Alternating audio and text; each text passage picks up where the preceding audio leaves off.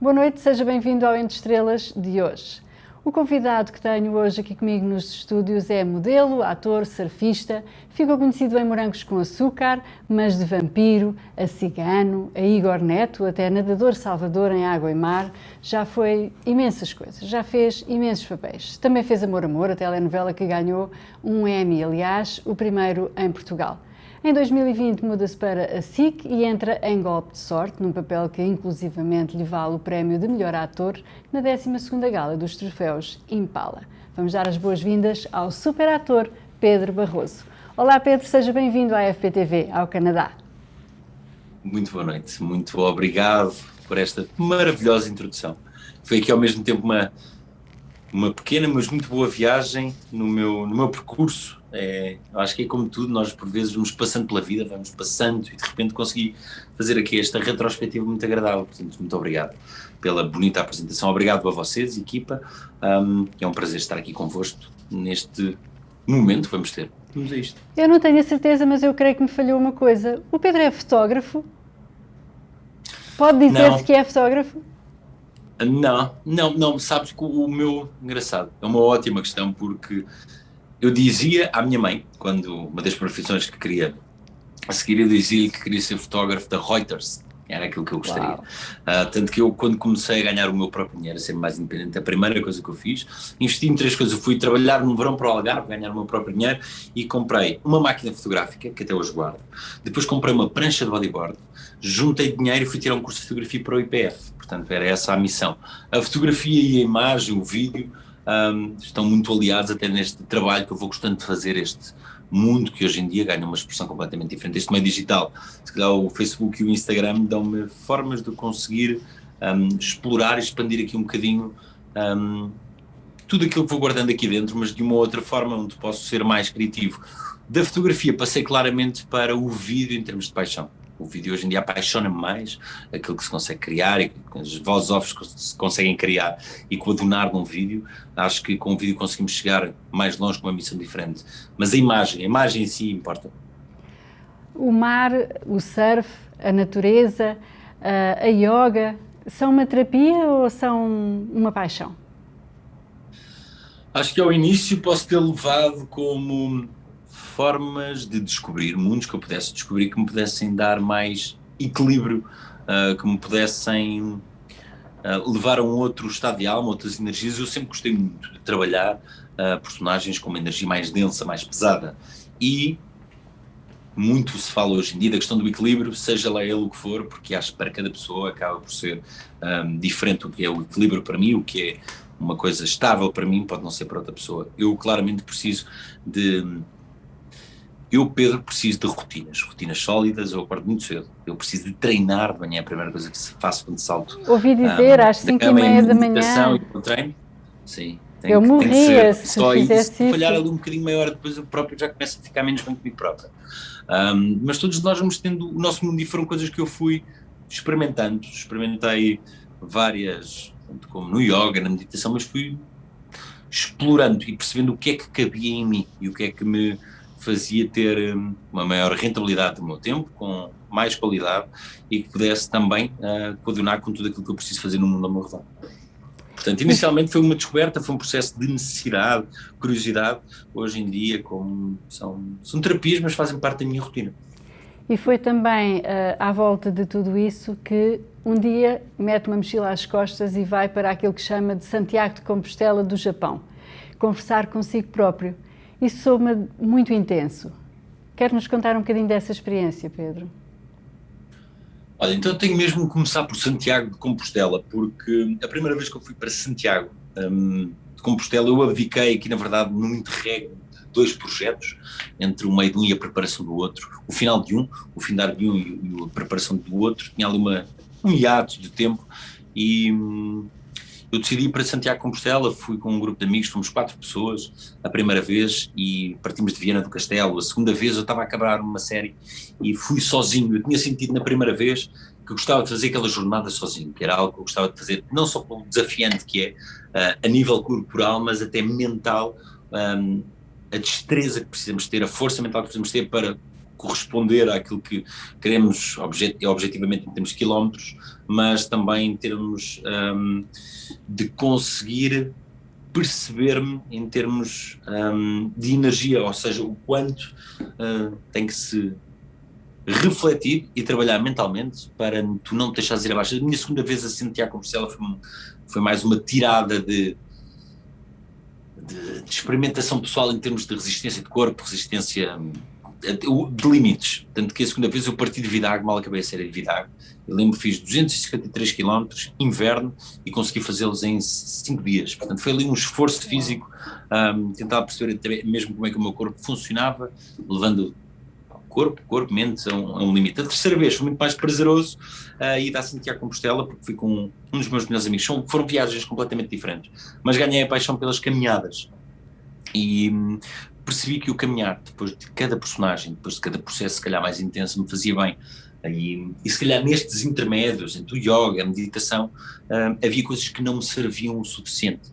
E as caminhadas foram algo claramente que mudou, aqui a minha percepção em relação àquilo que eu preciso, cada vez que preciso de despir um personagem.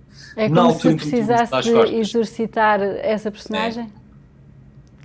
Faz parte, hoje em dia faz parte do processo não é de abandono, é de largar, é de desapego. Abandonar, não gosto de abandonar os personagens, porque eles fazem parte da minha história e ficaram registados. O abandono não é uma palavra que não me agrada, mas de largá-los um pouco, despir o personagem. Claro. E percebi que a forma como eu trabalho, a forma intensa como deposito as emoções, que a forma obstinada como gosto de trabalhar, depois preciso desse processo de refill, de cura, para voltar aqui a um estado energético diferente. Eu tinha partido, ou seja, quando eu arranco para Santiago de Compostela, do Japão, que é Shikoku, que é uma ilha recôndita do Japão,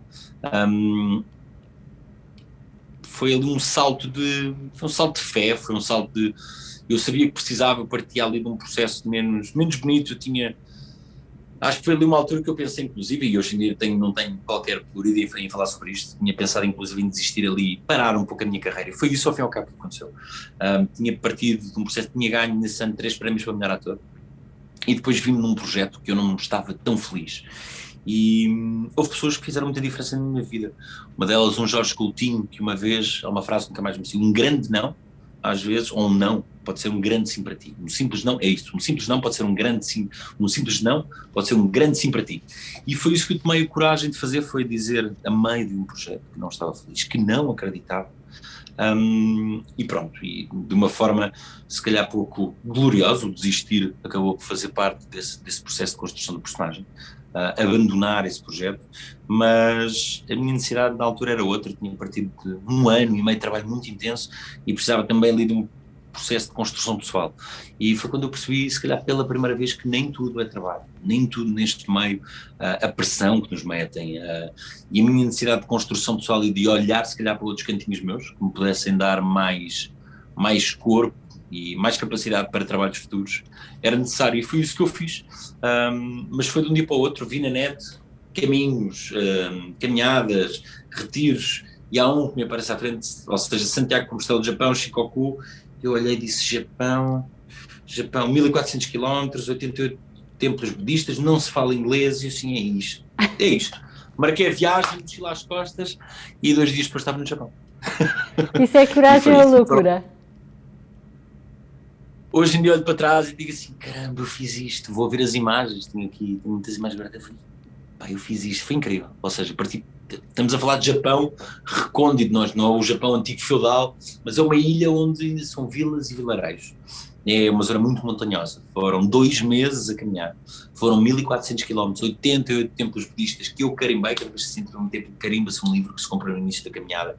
Há 2 formas de fazer o caminho, como é uma ilha, ou faz no sentido dos ponteiros do relógio, ou ao contrário, e na altura eu tinha lido sentido contrário dos ponteiros do relógio, chama-se Gyakuchi, dá 3 vezes mais força, mais perseverança, e pronto, e boa sorte. Eu disse, é mesmo disto que eu preciso. Só percebi uma semana depois porque é que dava 3 vezes mais sorte, mais prazer, porque as indicações, para além de eu não perceber porque estavam realmente em japonês, as indicações não eram tão marcadas no caminho. Portanto, eu andei ali quase uma semana muito perdido, ou perdia mais tempo na caminhada, e pronto, e foi o entender claramente até mesmo o código linguístico, como é que eu podia funcionar. Foi uma descoberta pessoal muito interessante.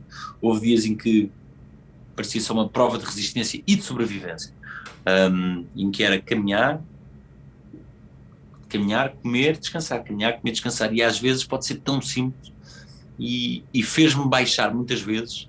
O que eu trouxe do Japão foi a noção que tem uma resistência, todos nós, foi a noção da minha resistência e da capacidade que eu tenho, a força interior mesmo quando tu achas que estás no limite. Houve ali processos muito bonitos já de desgaste emocional, desgaste físico muito grande, em que fui buscar forças. São processos que cada um é que sabe deles, mas depois até mesmo a capacidade de desenrascares.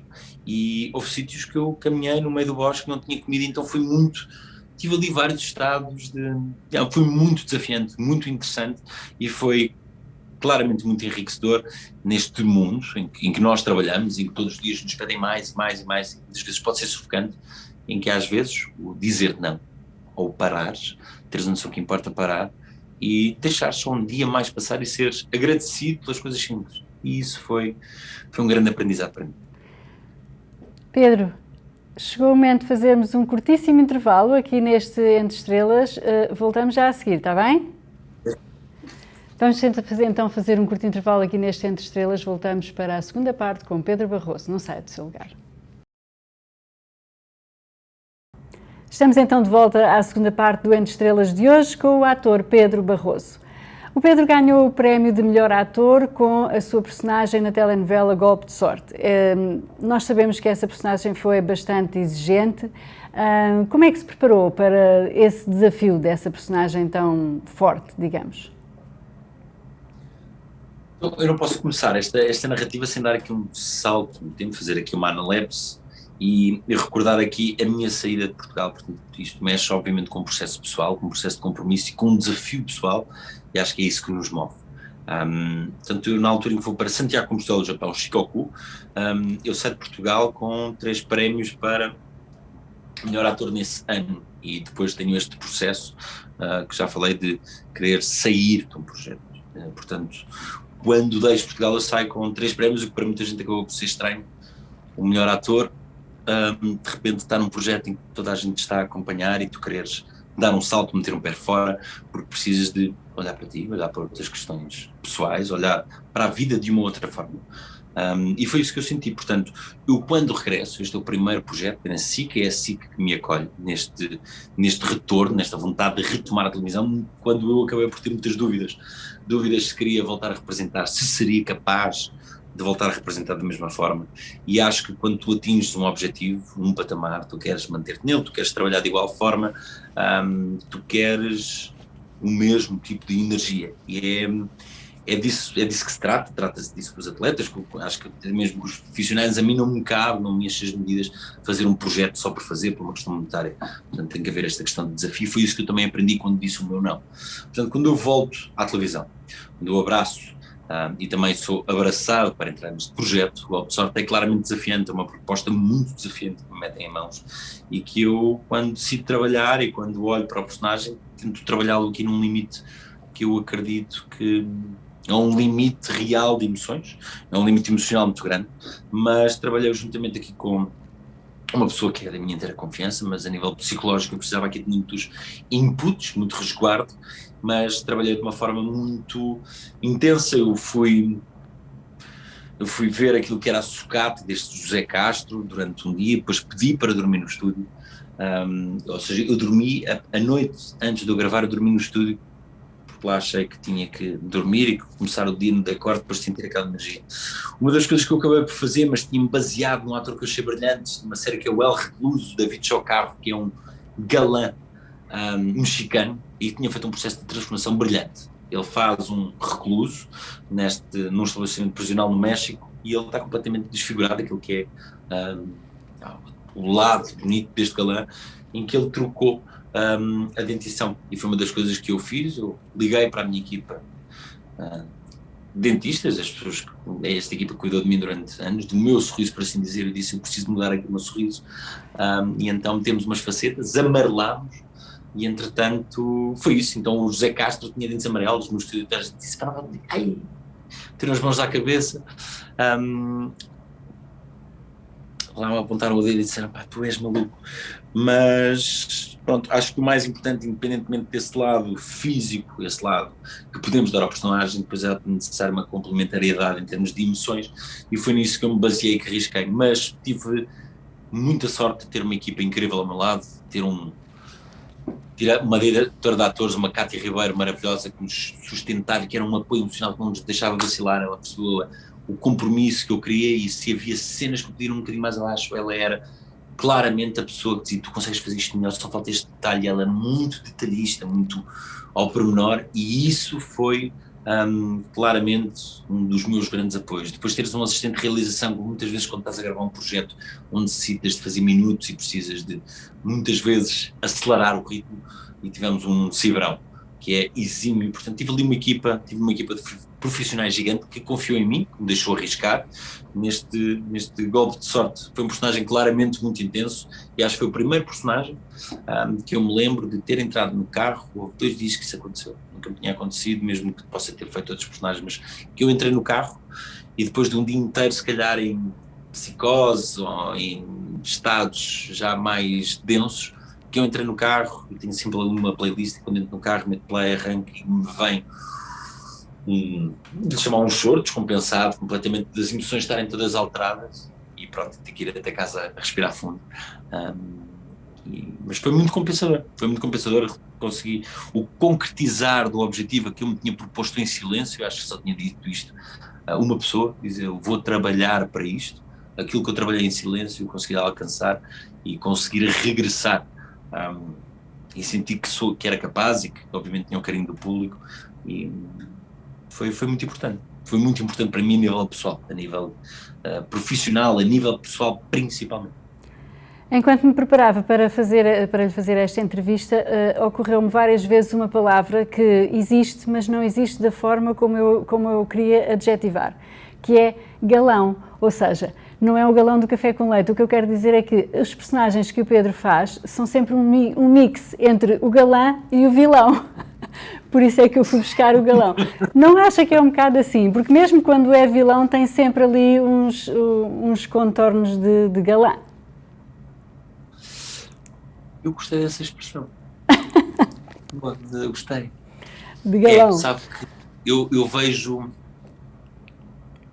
mesmo quando fiz o personagem do Ronnie, que acabou por ter aqui um impacto bom enorme. feedback, acabou por ter muito carinho da parte do público, acabou por ter um grande impacto.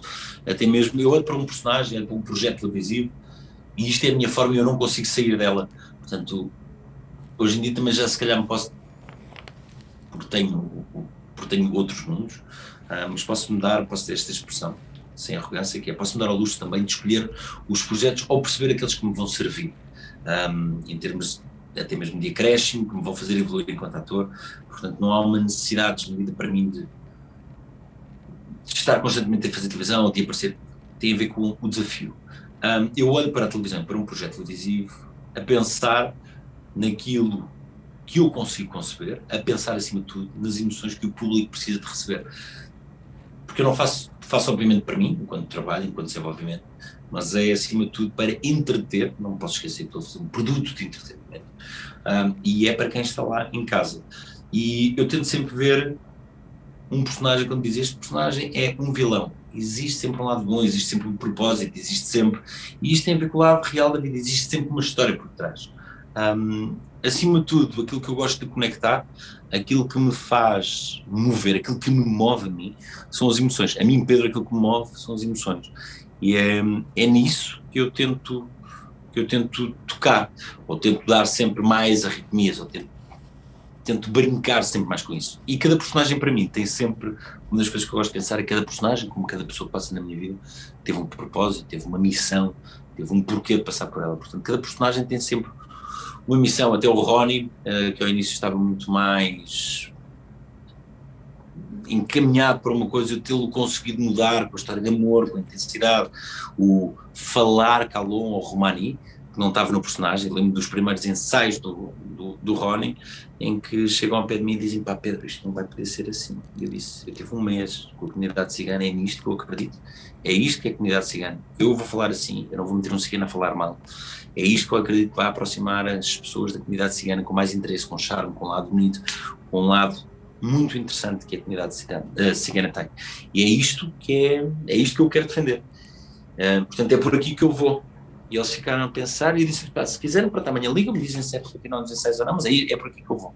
Eles viram-me tão convicto daquilo que eu estava a fazer, e disseram: não, Pedro, então é por aqui, mas temos que arranjar aqui um intermédio de tu explicares o calor. Então, ao início eu metia, dizia: ai mãe, está aqui a polícia, para o público está aqui os chorrões. Então fazia sempre a explicação, quase aquilo que ia dizendo, até ao ponto em que depois já largava a explicação, já só falava grande parte de romani, porque as pessoas já tinham apanhado grande parte do léxico. Claro. E isso foi muito interessante também.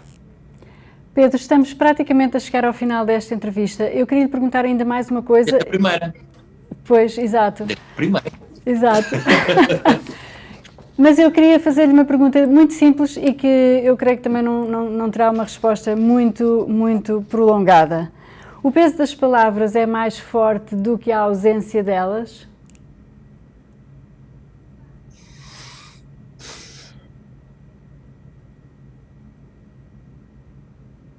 Para mim, o peso da ausência foi na altura em que, se calhar eu estava a desenvolver, a perceber, a criar enquanto pessoa, teve um grande peso. Foi isso também que me mudou, que também faz de mim aquilo que eu sou hoje. Acho que muitas vezes nós temos realmente o dom, e nós falamos português, temos o dom de poder escolher e poder brindar também os outros com um léxico muito bonito e muito extenso que nós temos. Temos um vocabulário incrível. Mas às vezes podemos não escolher bem as palavras, é necessário escolhê-las bem. Portanto, eu acredito que o peso foi muito maior na ausência, por isso é que eu se calhar hoje tento escolher melhor as palavras, tento refletir mais sobre aquilo que vou dizendo. Acho que depende das situações, mas o peso a mim, a ausência de um olá, de um obrigado, estou aqui, moldou-me muito mais. Se calhar hoje em dia dá-me um outro olhar, uma destreza, saber aquilo que eu não quero ou que quero passar a alguém que seja próximo, até mesmo o carinho nas palavras que eu possa depositar num próximo. E isso moldou-me mais do que as palavras que me foram dizendo, muitas vezes. E que palavras vai escolher para nos dizer agora aqui aos nossos telespectadores da comunidade portuguesa aqui no Canadá, já que estamos a chegar ao fim? O que é que nos quer dizer assim rapidamente a todos nós que vão assistir a esta entrevista? Está à vossa responsabilidade, possa haver aqui uma continuidade, um to be continue, desta nossa conversa.